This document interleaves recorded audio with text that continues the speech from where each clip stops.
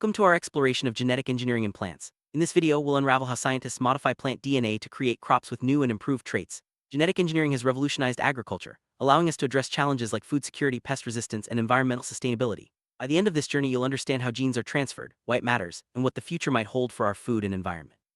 Let's begin by understanding what genetic engineering actually means and why it's such a hot topic in modern science.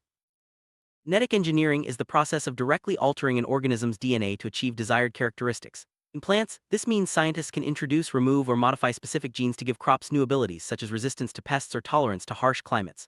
Unlike traditional breeding, which relies on crossing plants over generations, genetic engineering is precise and much faster. This technology opens up possibilities that were once unimaginable, making it a cornerstone of modern agricultural science. Why do scientists go to such lengths to modify plant genes? The answer lies in the challenges faced by agriculture today. With a growing global population, there's an urgent need to produce more food using fewer resources. Genetic engineering allows us to create crops that yield more, resist diseases, and thrive in challenging environments. It's not just about quantity. Engineered plants can also offer better nutrition, longer shelf life, and reduced need for chemical pesticides, benefiting both farmers and consumers. The heart of genetic engineering is DNA, the blueprint of life. Plant DNA is made up of genes that determine everything from leaf shape to fruit color. By understanding which genes control which traits, scientists can target specific areas for modification. This knowledge is crucial for developing plants that meet our needs, whether it's a tomato that ripens slower or rice that grows in salty soils. Let's look at how this genetic information is manipulated in the lab. How do scientists actually get new genes into plants? There are several methods, but two of the most common are agrobacterium-mediated transformation and gene guns. Agrobacterium is a natural soil bacterium that can insert its DNA into plants, making it a useful tool for genetic engineers. Gene guns, on the other hand, shoot microscopic DNA-coated particles directly into plant cells. Both methods have their pros and cons, but they share the same goal: delivering new genetic material into the plant's genome. Bacterium tumefaciens is a bacterium that naturally transfers DNA to plants, causing crown gall disease. Scientists have harnessed this ability by removing the disease-causing genes and replacing them with beneficial ones. When the modified agrobacterium infects a plant, it delivers the new gene, which becomes part of the plant's DNA.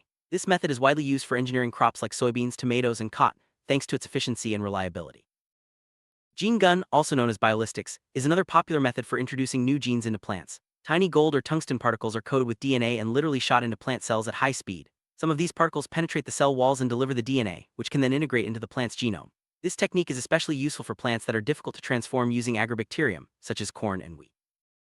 After introducing new genes, not all plant cells will successfully incorporate the DNA. Scientists use marker genes, such as those conferring antibiotic resistance, to identify which cells have been transformed. These cells are then grown into whole plants in controlled environments. Only the plants that show the desired traits are selected for further breeding and testing, ensuring that the genetic modification is stable and effective. Once the modified cells are identified, they are encouraged to grow into full plants through a process called regeneration. This involves providing the right nutrients, hormones, and environmental conditions to stimulate growth. The result is a new plant that carries the introduced gene in every cell. This step is crucial for producing genetically engineered crops that can be grown and reproduced on a large scale. Before genetically engineered plants are released for commercial use, they undergo rigorous testing. Scientists check if the new traits are expressed correctly and consistently across generations. They also assess whether the modification has any unintended effects on the plant's growth, appearance, or nutritional value. Only after passing these tests do the plants move on to field trials, where their performance is evaluated in real-world conditions. Field trials are a critical step in the development of genetically engineered plants. These trials test how the modified crops perform outside the lab, under various environmental conditions. Scientists monitor growth, yield, pest resistance, and any potential impact on surrounding ecosystems. Regulatory agencies review the data to ensure the crops are safe for humans, animals, and the environment before granting approval for commercial cultivation. Many of the foods we eat today come from genetically engineered crops. Some of the most common include soybeans, corn, cotton, and canola. These crops have been modified for traits like herbicide tolerance, insect resistance, and improved nutritional content. For example, Bt corn produces a protein toxic to certain pests, reducing the need for chemical insecticides. Golden rice is engineered to produce vitamin A, helping to combat malnutrition in developing countries. Genetically engineered plants offer numerous benefits to farmers. They can reduce crop losses due to pests and diseases, lower the need for chemical pesticides, and increase yields. These advantages translate into higher profits and more stable food supplies. Additionally, some engineered crops require less water or can grow in poor soils, making agriculture more resilient in the face of climate change. Genetic engineering can also benefit the environment. Crops that resist pests naturally reduce the need for chemical sprays, which can harm beneficial insects and pollute water sources. Some engineered plants are designed to use nutrients more efficiently, minimizing fertilizer runoff. Others can tolerate drought or salinity, allowing cultivation on marginal lands and reducing pressure on natural ecosystems. One of the most exciting aspects of plant genetic engineering is the potential to improve nutrition. Scientists can enhance the vitamin, mineral, or protein content of staple crops, addressing deficiencies in populations that rely on them. Golden rice, for example, contains beta-carotene, a precursor to vitamin A, which is essential for vision and immune health. Such innovations could play a key role in combating global malnutrition. By making plants naturally resistant to pests and diseases, genetic engineering reduces the need for chemical pesticides and herbicides. This not only lowers production costs for farmers but also lessens the environmental impact of agriculture. Fewer chemicals mean healthier soils, cleaner water, and safer food for consumers. It's a win-win for both people and the planet.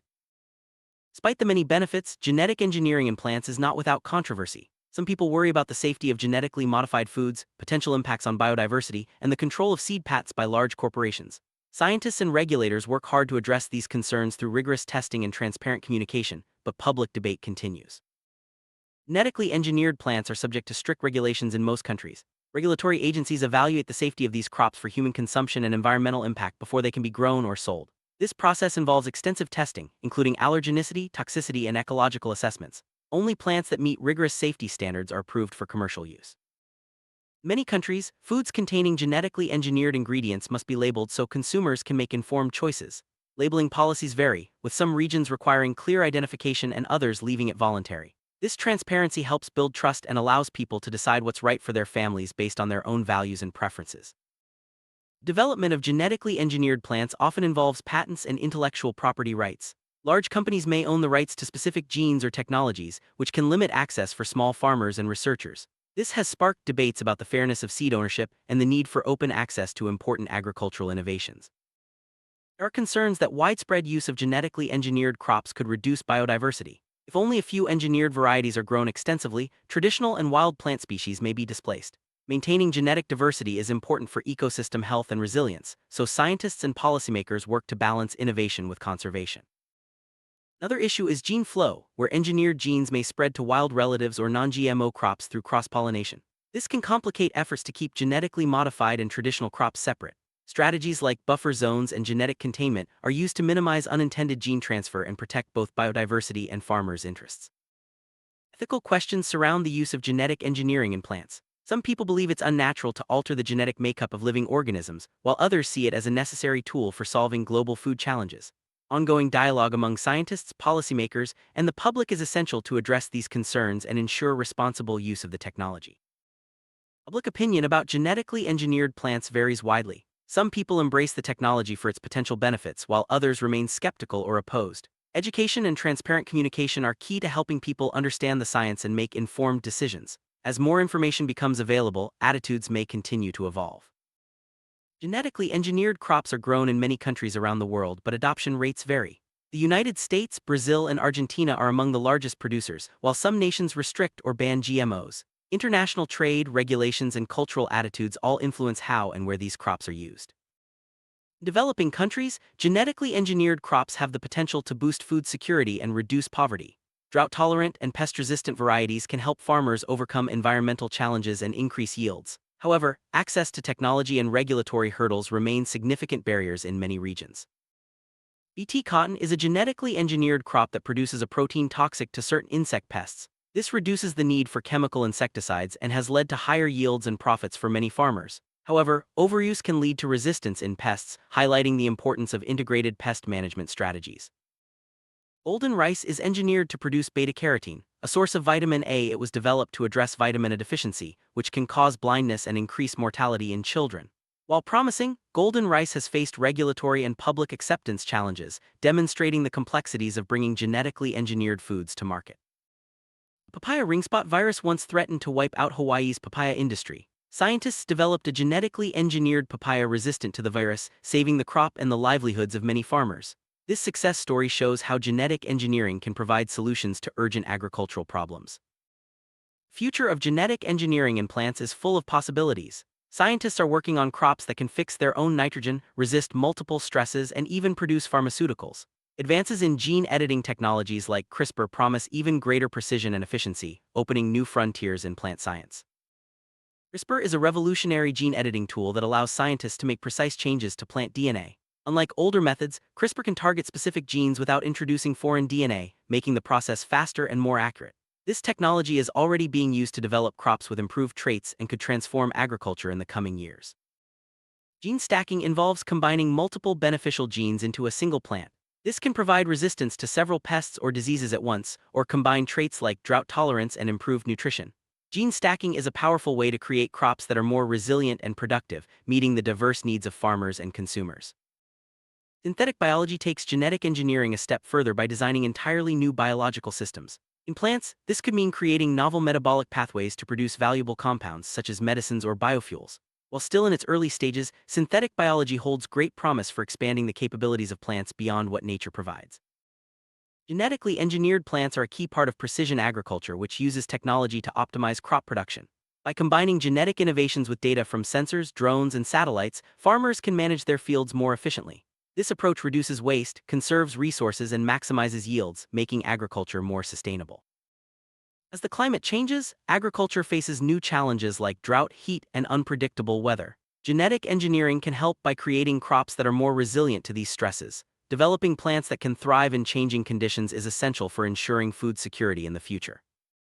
Genetic engineering can also help reduce food waste by creating crops with longer shelf lives and better resistance to spoilage. Tomatoes that ripen more slowly or potatoes that resist bruising are just a few examples. These improvements mean less food is lost between farm and table, benefiting both producers and consumers. Some genetically engineered plants are designed to produce pharmaceuticals, such as vaccines or therapeutic proteins. This approach, known as molecular farming, could make medicines more affordable and accessible, especially in developing countries. Plants offer a scalable and cost-effective platform for producing complex biological products. Biofortification is the process of increasing the nutritional value of crops through genetic engineering. This can involve boosting levels of essential vitamins, minerals, or other nutrients. Biofortified crops have the potential to improve public health, especially in regions where people rely on a limited number of staple foods. Imagine eating a banana or tomato that contains a vaccine against a common disease. Edible vaccines are an exciting area of research in plant genetic engineering. By inserting genes that code for vaccine proteins into food crops, scientists hope to make immunization easier and more accessible, especially in areas with limited healthcare infrastructure. Some genetically engineered plants are designed to clean up environmental pollutants, a process known as phytoremediation. These plants can absorb heavy metals or break down toxins in contaminated soils, helping to restore damaged ecosystems. Genetic engineering enhances their natural abilities, making them more effective tools for environmental cleanup. For genetically engineered plants to reach their full potential, consumer acceptance is crucial. Building trust through transparency, education, and clear labeling helps people feel confident about the safety and benefits of these crops. As more people understand the science, acceptance is likely to grow. Solving global food and environmental challenges requires international collaboration. Scientists, policymakers, and farmers from around the world work together to develop, test, and regulate genetically engineered crops. Sharing knowledge and resources helps ensure that innovations benefit everyone, not just a select few.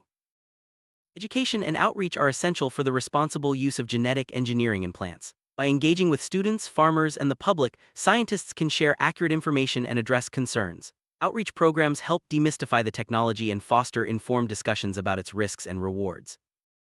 As we look to the future, genetic engineering in plants will continue to evolve. Ongoing research, innovation, and dialogue will shape how this technology is used to address food security, environmental sustainability, and public health. By working together, we can harness the power of plant genetics to build a better world for everyone. Summary: genetic engineering in plants offers incredible opportunities to improve agriculture, nutrition, and the environment. While challenges remain, the potential benefits are vast. Through careful research, regulation, and public engagement, we can ensure that this technology is used responsibly and ethically.